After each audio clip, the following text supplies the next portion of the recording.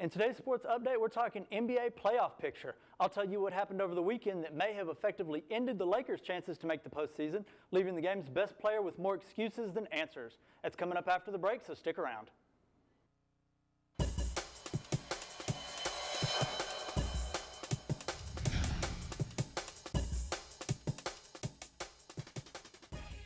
Welcome back. I'm James Farrar with today's sports update.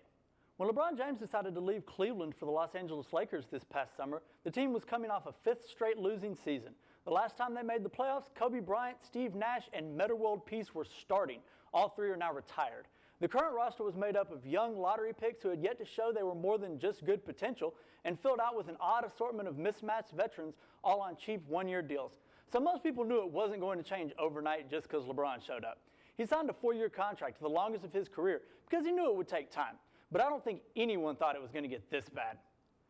Going into their game Friday night at home, LA was a game under 500 and 2.5 games out of the 8th and final playoff spot, which meant they really needed a win. And they were facing the team with the best record in the NBA, the Milwaukee Bucks.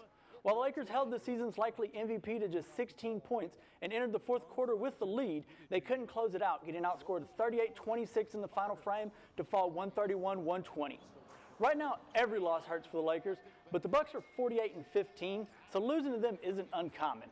And it was a close game that the Lakers were leading for most of, so there's positives to take away from that one. Plus, they got the Phoenix Suns the following night. The Suns currently have the league's worst record at 13-51. Since the 2015 season, they have 81 wins against 229 losses. They aren't even hiding the fact they have no interest in winning another game this season to help their odds of landing the top pick in the draft. So if there was any team you wanted to face when you absolutely had to win, it was the Phoenix Suns. While LeBron had a good game statistically Saturday night with 27 points, 16 assists, and 9 boards to fall just 1 rebound short of a triple-double, it was Phoenix that led from start to finish, handing the Lakers a second loss in as many nights, 118-109, in a game LA absolutely had to win. After the game, several Lakers players tried to figure out what went wrong, but second-year forward Kyle Kuzma summed it up best, saying, "Obviously, there's something wrong with this team, and it's up to us to try to figure it out, to try to fix it, but not really sure right now." James added, "It's just unfortunate with the opportunity that we had, and we haven't been able to seize that opportunity." With the loss, LA is now 4.5 games out of the playoffs with 16 games left to play.